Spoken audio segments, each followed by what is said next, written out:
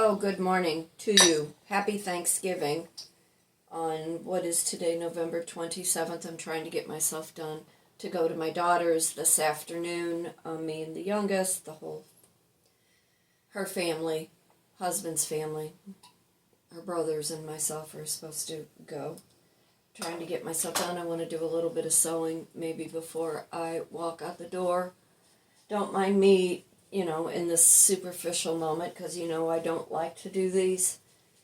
I had ordered some stuff from Amazon, was hoping it would show up today. A new microphone, a 360 pivot thing for in my car, which I don't know how people film in their car. I don't understand that. I can hardly drive and focus and keep my eyes on the road, and having to deal with a CarPlay, and I don't pay for my music, so I have to keep hitting skip ads. Venturing down a whole other avenue. But I wanted to kind of take you along this morning, just catch you up on what has been happening. Trying to veer in a different direction, and it's not working. It's not working the way that I want, because I have all these things in my head, and then when I go to implement it, it doesn't work out the way that I think it should. I'm Kitryn Marie, reside in St. Louis, Missouri. Artist, writer, speaker, life and a business coach. Lend my hand in the restaurant industry. Hold on while I try to do this and get myself more together. Want to focus a little bit more on just some different content creating, taking you along, the day in, the day out of somebody who's trying to do something more and better with her life, and that didn't work the way I wanted it to. Where are you at in your journey? I'll put that down. Where are you at in your journey? Where are you at with trying to change up life before it's too late? And I always say you're never too old and it's never too late, but at some point in life, you look at your life and you reflect on all of those choices that you made that got you where you are right now. Lending my hand in the restaurant industry is getting more and more difficult. I am seeing more pettiness and competition and not aggressiveness. I don't want to use that word, but there are just, and this is probably in your environment too, people who are either walking on eggshells trying to figure out what their next move is and how they can act accordingly, or with companies that are making all these changes, and even with AI coming in, people who are just being defensive. That's the word I want to use, because they're not real sure how their job and their responsibilities and their duties are going to be impacted. And yesterday, always, I'm a boomer, Generation Jones, and the eve before Thanksgiving, sorry I'm stumbling on words, the eve before Thanksgiving has always been the busiest day in the restaurant industry. Thanksgiving Eve night is one of the biggest bar nights, or always was, and I don't know how my restaurant did last night. I know they did trivia, and usually they're pretty busy on trivia. But it's always the busiest when you have a company who is going through many changes, and they are letting go of people, and they are trying to restructure in order to get through the end of this year to start a new fiscal year. We were short a dishwasher yesterday. We were short a food runner. It was me and my co-worker. She was behind the bar yesterday. I was on the floor. She had the bar side, I had the dining room side, and our manager, who's the key holder, who picked up the slack for all of us at one point in time, I never came up from the weeds. By the time my shift was over, I came up to the bar and kind of just stood there and looked at my counterpart, and she goes, "Sit down. Right now, sit down." I didn't know what hurt more. And I like my job, and I'm really good at my job, and at least 3 of my tables yesterday tipped the bill. One of the ladies, she even said, and they were from out of town. Yesterday I had a lot of out of town people. But she was like, "Can I get up and help you?" And I started laughing, and I said, "No, you can't get up and help me." I go, "But thank you very much. I greatly, greatly appreciate, that you want to help." And she goes, "How are you doing this?" And I said, "I don't know. I've been doing it for so long, I can do it in my sleep." And her husband, he said, "We came in from Denver." He said, "We don't get this kind of service where we are." He said, "And we're kind of amazed at watching you work your tables in some systematic order."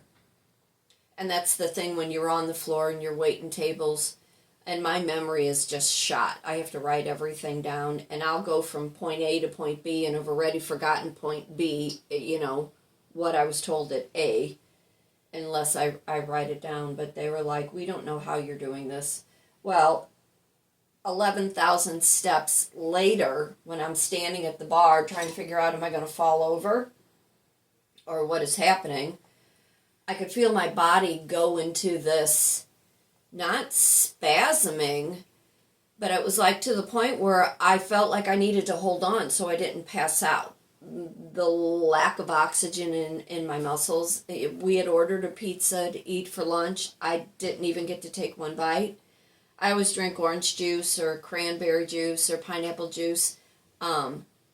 I got one drink of that. I poured myself a cup of coffee. I didn't get through that because I never came up for air till we were done. So, where am I leading into all of this? Change. There has to be change because I don't know how much more my body can take. And because I'm not a desk person, I need to start relying on my ability to speak, my ability to bring an audience in, my ability to content create, even if it means these superficial little videos. I really enjoy cooking, and I've really, really had a blast, seriously, in all honesty with that. Baking with the beer that my brewers create, the recipes that they have. And I'm not a beer drinker, but I'll cook with it. And I think even right now they're working on an imperial stout that is bourbon infused. And I keep thinking cheesecake. I know I can make a fabulous cheesecake with it. So anyway, that's kind of where I'm at in my outside gig. I really, really want to learn how to use Shopify. I have a line of merchandise. It's not crafty. It's not like manufactured. It is actually hands-on, crafted, designed, and sewn by me with, different elements. I have a Cricut machine that I like to use sometimes, but sometimes I'd rather not. I prefer being, at my sewing machine, which is back there, which I'm going to show you what I've been working on. But it's like I need to get back to my merchandise. I need to get back to selling the things that I make, and I'm trying to see where the market is going to take us 2026, with tomorrow being Black Friday. And I am hoping all of you that have a little money, that have saved a little money, that you are staying away from the big box stores tomorrow. How many TVs do you actually need? at this point in my life, kitchen appliances, I don't think I need another kitchen appliance, but I saw this morning a coffee station that's like a baker's rack that has a plug in it where you put your coffee and all your things on it. That I might be interested in because I'm looking for function. You know, I've been trying to get rid of furniture, been cleaning out drawers, been cleaning out closets. And one of the other little girls that I work with, she said, why don't you just do your content creating with how you're cleaning your house? Because my OCD, I don't have ADHD, but my OCD when it comes to cleaning, if I see one thing out of line, I'd be on camera all day long if I was trying to video it. When I get nervous, when I get anxious, I clean. It doesn't make really good content. So I'm just trying to figure out where am I going and what am I doing and what am I looking into for 2026. I started following some different people on social media. I'm really limiting how much I'm spending on social media, doing that scroll thing. Last night, though, I sat in my chair, watched my dogs entertain me all night long. I couldn't do anything else but drink coffee and scroll. I did not want to drink any wine. I did not want to do any of that. But trends. What are you looking for in 2026? When you are content creating, you don't need to be, your face doesn't need to be right there. Give people the option, although, and this is a pivo, so it will follow me. Give people the option. Give people the option to see your background. Give them something to look at, something to kind of focus on. The sewing machine is right here. Let's see if this thing follows me around. And I did clean out this back room a while back. I have my antlers and stuff for my dogs because I want to do some photos with them. I need to take the painting stuff downstairs. But, you know, give your people that you are doing your content creating, give them something to look at other than yourself. Like here is some of my merchandise.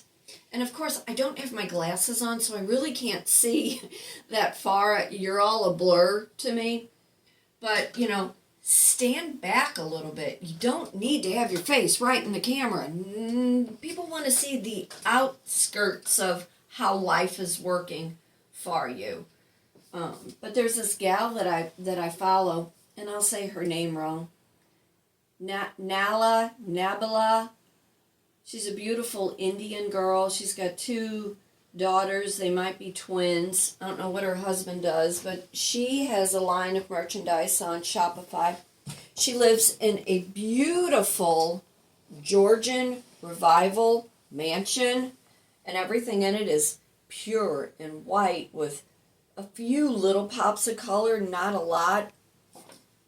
And I'm like so impressed with how she does her content creating, and she does it from far away. She doesn't do it from like real close. So I'm hoping too, once I get this thing from my car and I figure out how that works, that might be a little bit more entertaining. Algorithms and stats. It's like on my YouTube channel, I gain a person and then a person falls off. My shorts seem to be getting a lot of views, but then I'll have so many likes, and then apparently it's bots because YouTube will go in and remove it, and then it takes it down, the likes down again, so I don't know how that is. I am at 427 subscribers on YouTube, and I stopped even looking at the followers on my business page on Facebook. I have 291. The whole thing, in order to be paid for your content creating, 1, you have to be interesting. 2, people have to be able to relate to you and like you. And 3, you have to have at least 1,000 subscribers or followers in order to even to make money doing content creating. What was the other thing? I gave up on Pinterest because I'm not real sure why or how. And then let's talk about TikTok, who I really still like, but it seems it has turned into the QVC shopping network. And if I'm going to be selling something, I don't want to have to purchase it and then, be a QVC host when I have my own merchandise that I can be trying to sell. What was the other thing I was going to talk about? Oh, the silly thing, turtleneck, high pony. Are we paying attention to those trends? That's a little better. I look a little bit more presentable. I got some circles under my eyes. My child, the youngest, he's got a birthday coming up. We're going to celebrate him today at my daughter's, along with everybody else. I picked up a cookie cake. I had the worst experience at Dairy Queen last night and here in my area in Afton on Bayless, and I walked out. Dairy Queen, do better. Hire people who actually want to work. That is my biggest pet peeve, being in the restaurant industry with food and beverage. Hire qualified people who want to do their job. Period. The end. If I'm willing to spend my money on an overpriced something, the person that I'm expecting to wait on me, whether it be a counter or in a restaurant, they better be, one, image ready, and they better be able to speak and oversell whatever it is that you are asking for, and they better be attentive. Otherwise, they don't need to be doing their job. So, my granddaughter had her appendix out last week, my 8-year-old granddaughter. That was kind of nerve-wracking for me. I wasn't able to go up to the hospital because my daughter didn't want me there. And it's a mother-daughter thing for all of yous that know that mother-daughter relationship. So anyway, for 2 days after that, I was talking with my daughter, wanting to know how Carmen was. Was she okay? Did she need anything? And I had taken off work one day just so I could, go up there or go to my daughter's house if she needed me. But they do appendectomies now, laparoscopic, and it's on an outpatient basis. And within 12 hours, they sent my 8-year-old granddaughter home. And then she had developed strep on top of that. So Grandma here was a little concerned, a little worried, because I had my appendix out my senior year in high school. And it was the most traumatic thing I think I ever experienced, next to having birth. And I've given birth 3 times, 2 regular and 1 with a C-section. So I can only imagine being an 8-year-old, having your appendix out, and then being sent home. And I said to my daughter, which I know she explained, her and my son-in-law, who's great, explained the severity, but kids don't understand it. You're removing a body part, and this is one very active child. So I'm real concerned on her well-being, and so happy that I will see her later on today. All right, let me put my glasses on. Let's see if I can see you guys a little bit better. I will do something else with my hair in a little bit, but I look a little bit more presentable. Fix the turtleneck here. Well, what do you have going on today? I miss those days of not, preparing a turkey, getting everything together. I miss having a house full of people. I miss having a dining room. I swear my next house, other than a working, functioning kitchen with an island and a double sink, I want a dining room. I want a huge dining room. It's like I don't know who I'll invite over, but I need my dining room. back again. Still thinking, maybe at some point I'll move. I've got a little bit of land. I'd like to build some kind of concrete pad and put a chimney and a fireplace in, a place where, to go camping. I still have plans. I still have desires. I still want to be able to retire and then do all these side things, these hustles, these other small businesses based on gifts and talents. Haven't taught a class in a while, and it's to the point, it's like, why would I want to continue to beat my head against the wall promoting something that people do not understand that they need? Because we're so wrapped up with what is going on in social media, believing the untruths of what is out there, and it's an addiction.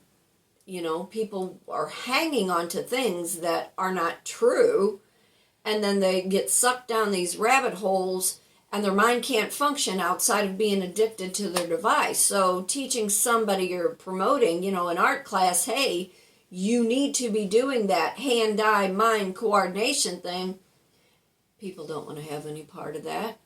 When I'm life coaching, trying to teach how to put a vision board together, people have to understand there's something wrong with their life and something is missing in order for them to admit where the problem is, and again, how they started out and what led them on the path and where they think they're going for the rest of their life. People don't want to admit their mental frailties. People don't want to admit their childhood trauma, and they carry those traumas with them throughout their whole life. They carry them into their jobs. They carry their addictions into their job. That chaos, trauma, drama, it goes with you the rest of your life if you are not addressing that root cause. And then, for anybody who has all these mental frailties and not addressing anything, they just feel a pill is going to fix them, or a recreation drug is going to, give them that instant gratification to make them feel better about who they are and how they are performing in life, in their job, with their partner, with their family. So promoting that vision board class, it's like, why did I study to be a life coach if I cannot use it with my art classes? And I don't care who the critic is that says, you didn't do it, you didn't study, you didn't go, you didn't blah, blah, blah, blah, blah. You weren't there. You live there, I live here. This is how I took my hard-earned money and decided to invest it in me.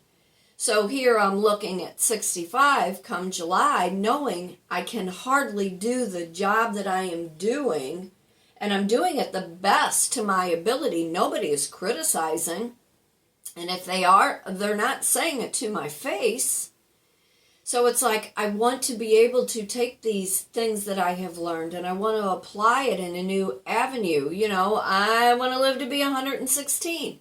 I have a long life still ahead of me, and I need to be able to make an income, because Social Security is not going to be the answer. Healthcare has gone up, and y'all know how I feel about the healthcare system. It needs to crash. It needs to completely, the Affordable Care Act needs to completely go away. It needs to be restructured. These are my personal opinions.